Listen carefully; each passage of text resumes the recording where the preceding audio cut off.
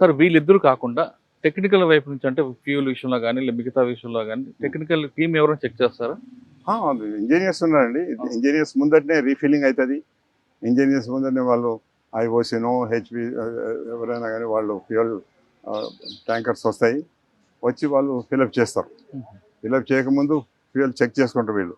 దాంట్లో ఏమైనా వాటర్ ఉందా, దాంట్లో ఏమైనా ఇది ఉందా అది ఉందా అని చెక్ చేసుకుంటారు. చెక్ చేసుకున్న తర్వాతనే that is permitted to be put on to the aircraft.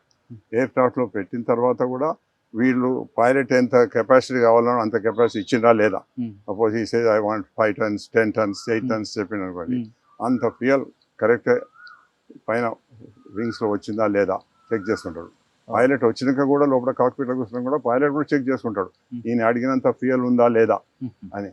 అన్ని సిస్టమ్స్ వాళ్ళు చెక్ చేసుకుంటారు. అచ్చా సార్, ఇప్పుడు మీరు మన విజువల్స్ చూస్తున్నాం. విజువల్స్ లో ఒక్కసారి బ్లాస్ట్ అవడం, ఫ్లేమ్స్ రావడం జరిగింది. అవును, అంటే పెట్రోల్ ఒక్కసారి ఆ వైట్ పెట్రోల్ అంతా ఒక్కసారి బ్లాస్ట్ అవడంతో ఫ్లేమ్స్ వచ్చి అనుకుంది.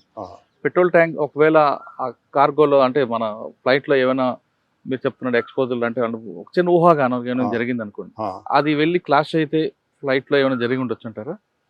అట్లా మీరు అన్నట్టు కనుక ఏదైనా ఎక్స్ప్లోసివ్ ఉండేది ఉంటే ఎక్స్ప్లోసివ్ తోటి సడన్ గా ఎక్స్ప్లోడ్ అయిపోతుంది. ఇక అప్పుడు ఎవరు ఏం చేయగలరు అనమాట.